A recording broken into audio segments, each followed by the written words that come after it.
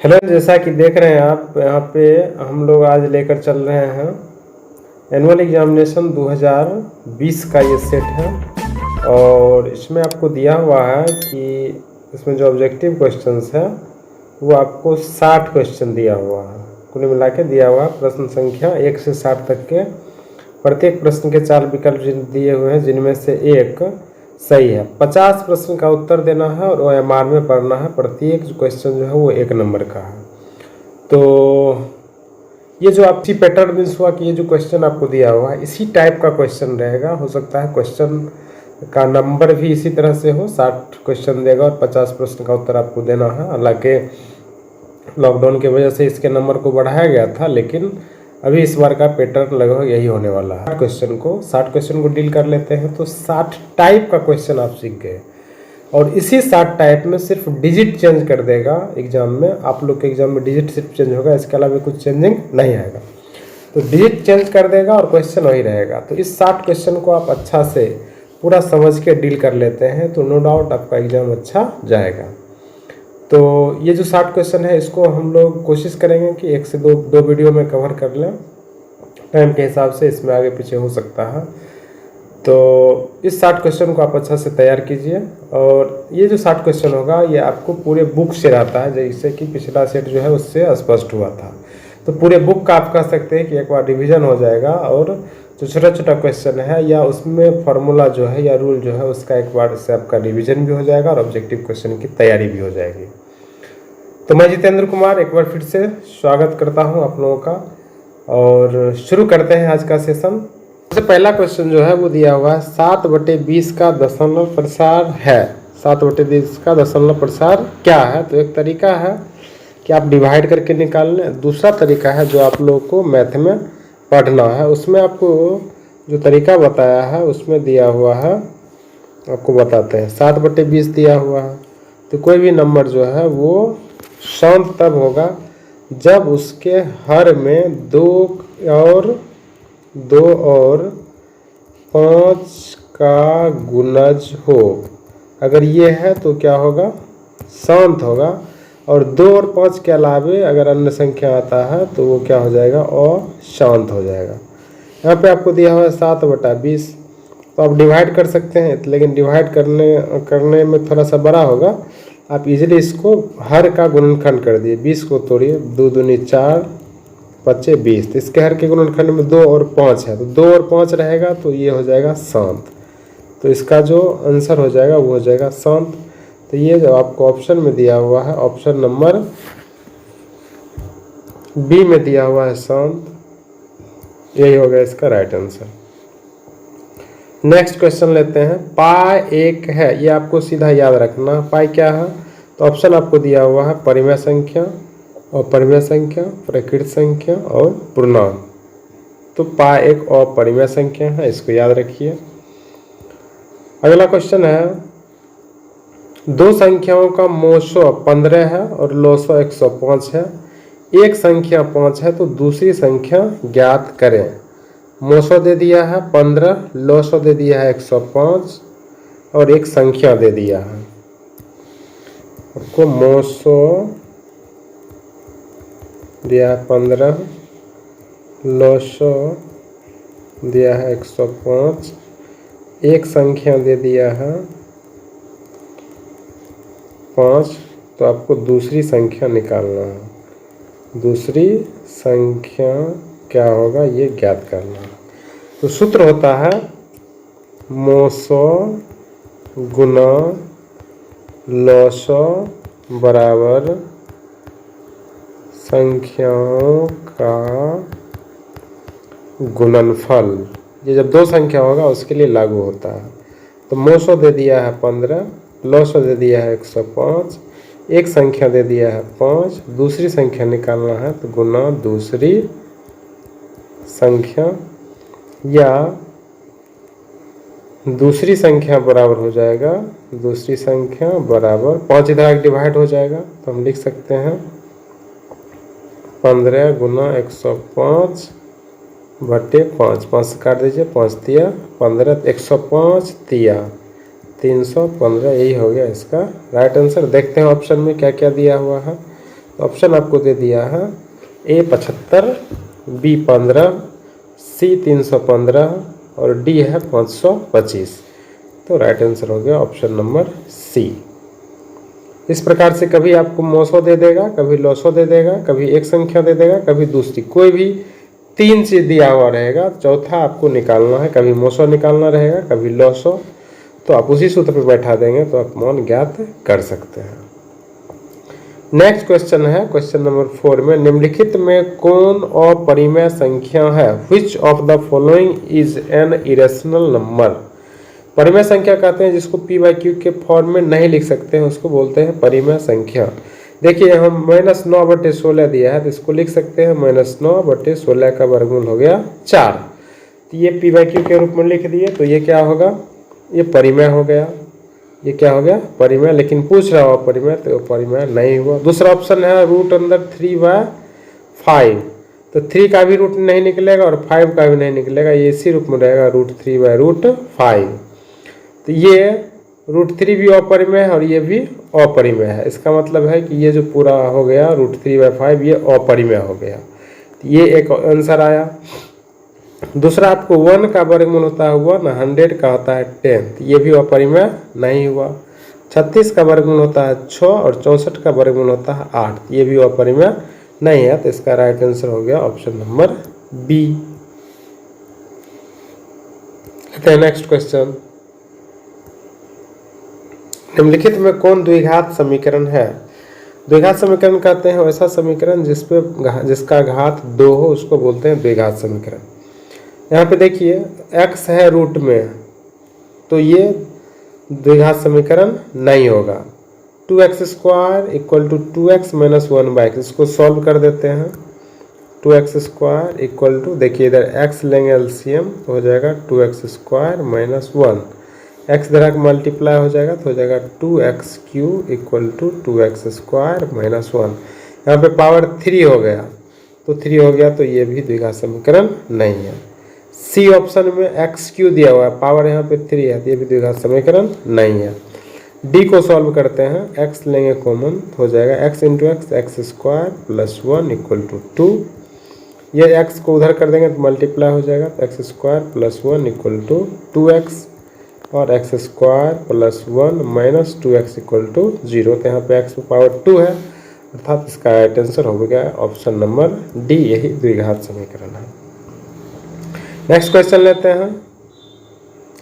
Question number 6 का रहा है 188/220 का सरलतम रूप है। ऑप्शन दे दिया है आपको, ए में 47/50, बी है 45/53, सी है 91/110 और डी है 47/55। इसको सिंपली आप तोड़ सकते हैं, पहला तरीका है। दूसरा तरीका है कि इसका HCF निकाल दीजिए और जो HCF आएगा उससे ऊपर नीचे भाग कर दीजिए। दोनों तरीका, यदि आपको काटने में आपको इजी लग रहा है तो काट दीजिए। 188 में 220 से भाग दे दीजिए, 2 से काटेंगे 94 हो जाएगा, इसको काटेंगे तो 110, फिर 2 से काटेंगे 47 दूनी 94, ये होगा 55 दूनी 110। तो ये आंसर ऑप्शन में आपको डी में दिया हुआ है 47/55, तो यही हो गया इसका right answer option number D. लिखा है कि 188 और 220 का क्या निकाल लेना है? HCF। तो 188 से 220 में भाग लगा देते हैं, एक बार में हो जाएगा 188, 10 में 60 गया 2, 11 में 60 गया 3, 188 से 5 बार में लगाएंगे तो हो जाएगा 5 दूनी 10, 0 बच गया 1, 15 1 16, 8 बचेगा, 8 में 6 गया 2, 32, एक बार में 28 से कहीं 28 बच गया 4, 28, 4 7 28, HCF हो गया इसका 4। अब क्या करना है, 188 और 220 दोनों में भाग करेंगे 4 से, तो 4 से भाग करेंगे 188 में, 4 चौक 16 बचा 28, 4 7 28, इसमें 4 से भाग करेंगे 4 5 20, 4 5 20, 47/55। तो इस प्रकार से भी आप आंसर निकाल सकते हैं। लेते हैं नेक्स्ट क्वेश्चन नंबर 7। करा किसी द्विघात बहुपद के शून्य की अधिकतम संख्या कितनी होगी? ये हम पिछला वीडियो में भी बात कर चुके हैं कि जितना घाती समीकरण रहेगा उसके शून्य की संख्या उतना ही। 4 होगा 4 घाती का, 3 होगा त्रिघात का, 2 होगा द्विघात का और 1 होगा रैखिक का। यहाँ पे आपको पूछ रहा है द्विघात का, तो स्वाभाविक है द्विघात है तो इसके 2 शून्य होंगे, तो option number C right answer हो गया। नेक्स्ट क्वेश्चन लेते हैं। किसी पूर्णांक p के लिए विषम संख्या का रूप है, तो इसका 2 तरीका है बनाने का। एक तो आप इसमें वैल्यू रख के चेक कर लीजिए कि हमेशा विषम आ रहा है या नहीं, और दूसरा जो यूक्लिड विभाजन में दिया हुआ था, हम यहाँ पे वैल्यू रखते हैं। p का वैल्यू रखते हैं पहले 1, तो हो जाएगा 2 × 1 2 + 1 3, 2 रखेंगे 2 × 2 4 + 1 5, 3 रखेंगे 3 × 2 6 + 1 7। देख रहे हैं विषम ही आ रहा है, लेकिन यहाँ पे अगर p का मान 1 रखेंगे तो 2 आएगा, 2 रखेंगे तो 2 × 4 आएगा, 3 रखेंगे तो 6 आएगा, तो ये सम आ रहा है, ये नहीं होगा। यहाँ पे 1 2 3 4 रखेंगे तो सम भी आएगा और विषम भी आएगा, ये भी नहीं होगा। यहाँ पे 1 रखेंगे तो 1 + 1 हो जाएगा 2, 2 + 1 हो जाएगा 3, 3 + 1 हो जाएगा 4, तो सम आ रहा है और विषम भी आ रहा है। तो इसका जो राइट आंसर हो गया वो आपका हो गया ऑप्शन नंबर ए, यानी कि 2p + 1 के फॉर्म में विषम संख्याएं रहती है। नेक्स्ट क्वेश्चन है क्वेश्चन नंबर 9। कह रहा है किसी ओ केंद्र वाले वृत्त के बाह्य बिंदु P से वृत्त पर 2 स्पर्श रेखाएं PR तथा PS खींची गई है। ये मान लीजिए एक वृत्त है, बाह्य बिंदु P से 2 स्पर्श रेखाएं खींची गई है, PR और PS। PR दे दिया है 8 cm, तो कह रहा है PS कितना होगा, ये कितना होगा, ये निकालना है। तो इसका आंसर कीजिए, ये बहुत ही ईजी है। तो एक डेफिनेशन है कि वृत्त के बाह्य बिंदु से वृत्त पर खींची गई स्पर्श रेखा की लंबाई समान होती है, तो PR बराबर यहाँ हो जाएगा PS। PR है 8, तो PS भी हो जाएगा 8। PS बराबर 8 cm हो गया आंसर, यानी कि इसका जो ऑप्शन है ऑप्शन नंबर ए दिया हुआ है 8 cm। अगर आपको क्वेश्चन बनाने आएगा तो ऑप्शन देखने की जरूरत नहीं है, आप जो आंसर निकाल देंगे वो ऑप्शन में रहेगा ही, इसलिए इसके कॉन्सेप्ट पर ध्यान देना है। अगला क्वेश्चन आपको दिया है, यदि अल्फा बीटा और गामा त्रिघात बहुपद ax³ + bx² + cx + d के शून्यक हो, तो alpha beta beta gamma plus gamma alpha का मान क्या होगा। इसको बोलते हैं दो शून्यकों के गुणनफल का योग। इसके लिए डायरेक्ट सूत्र होता है। नेक्स्ट क्वेश्चन है, दो रैखिक समीकरण के आलेख समांतर रेखाएं हैं, तो रैखिक युग्म का क्या होगा। ये भी डायरेक्ट सूत्र है। एक हल होगा, ऑप्शन दिया है 2 हल होगा, फिर दिया है अनगिनत हल होगा, फिर दिया है कोई हल नहीं होगा। तो जब ग्राफ में 2 रेखाएं एक दूसरे के समांतर होती है, क्या होती है, एक दूसरे के समांतर होती है, तो इस बिंदु के लिए भी दोनों का मान समान है, इस बिंदु के लिए भी कोई भी बिंदु लेंगे तो वो समीकरण को संतुष्ट करेगा, अर्थात इसका अनगिनत हल होगा। ऑप्शन नंबर सी इसका राइट आंसर हो गया। नेक्स्ट क्वेश्चन लेते हैं। कह रहा है बहुपद 2x³ - 5x² - 14x + 8 के शून्यकों का योग क्या होगा। देखिए ये त्रिघात बहुपद है, त्रिघात बहुपद के लिए 3 सूत्र होता है, alpha beta gamma, alpha beta plus beta gamma plus gamma alpha, और एक होता है alpha plus beta plus gamma. Alpha plus beta plus gamma बराबर सूत्र होता है -b/a। तो त्रिघात बहुपद के लिए शून्य का योग बराबर होता है -b/a।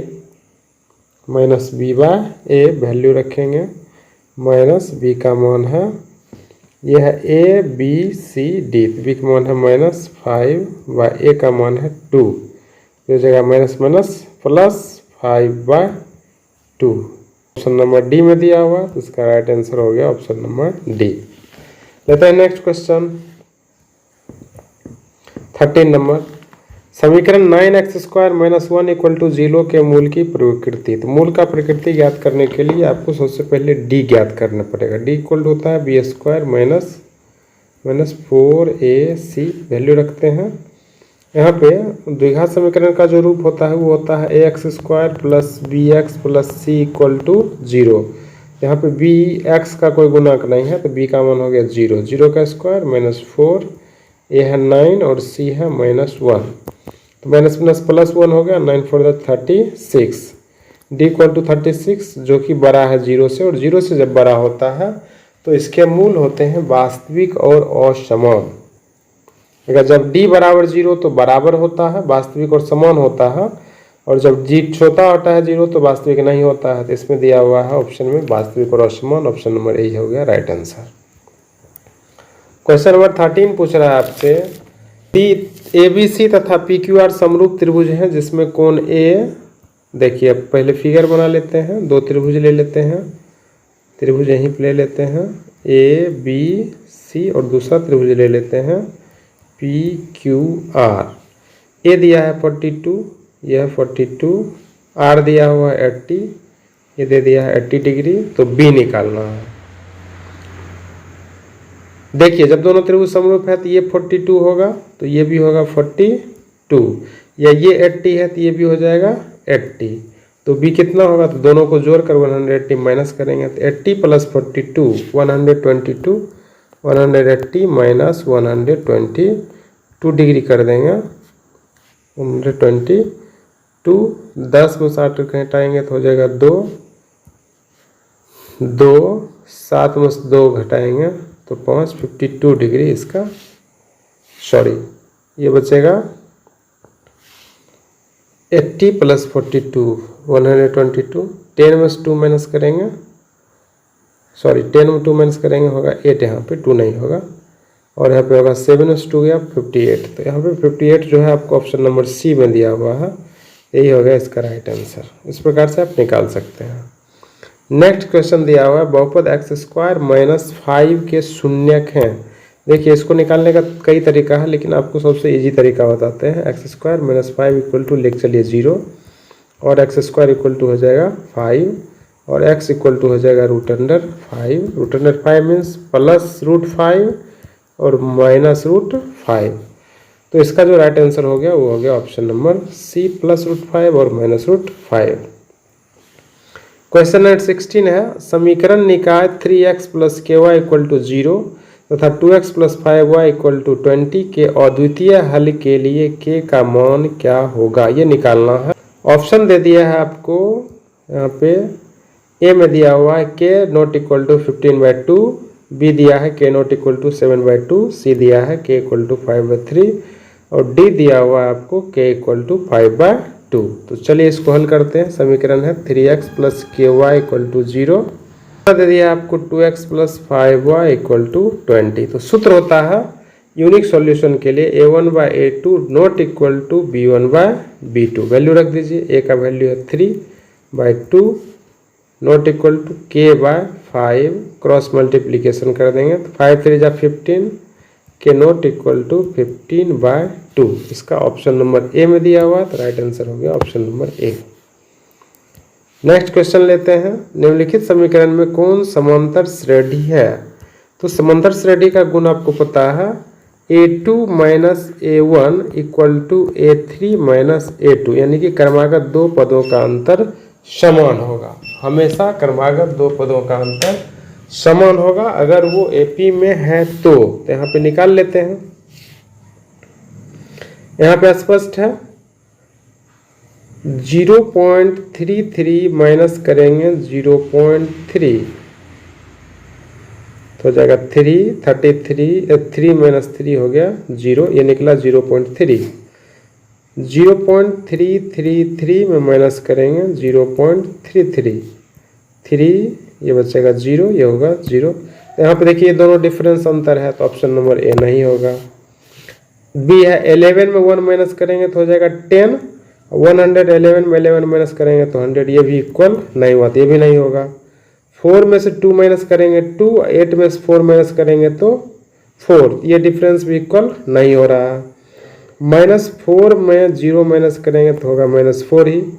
-8 में -4 माइनस करेंगे तो माइनस प्लस हो जाएगा 4 इक्वल टू हो जाएगा -4। देखिए यहाँ पे कॉमन डिफरेंस इक्वल है, यानी कि इसका राइट जो आंसर होगा वो हो गया ऑप्शन नंबर डी।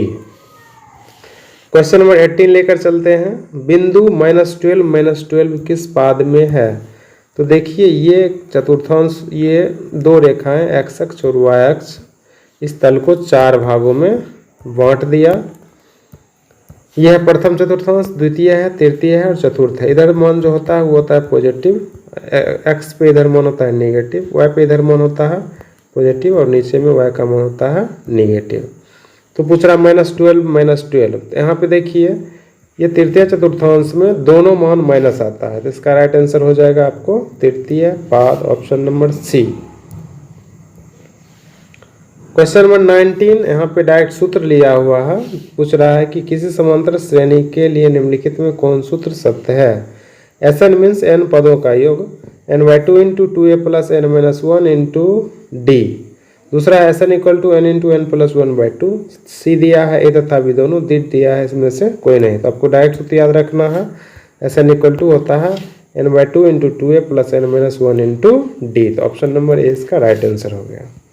और आज के सेशन का ये लास्ट क्वेश्चन है, द्विघात समीकरण ax² + bx + c = 0 का विविध करिए। ये भी डायरेक्ट सूत्र है, विविध का डिस्क्रिमिनेंट बोलते हैं, और इस d = सूत्र होता है b² - 4ac। तो ये आपको ऑप्शन नंबर एम दिया है b² - 4ac, दिया है a² - 4bc, c² - 4ab और b² - 2ac। तो स्पष्ट है b² - 4ac इसका राइट आंसर हो गया। तो मुझे उम्मीद है कि आज के इस 20 क्वेश्चन में से सारा क्वेश्चन आपका तैयार हो गया होगा। मिलते हैं अगले वीडियो में, तब तक के लिए wish you all the best. Thank you.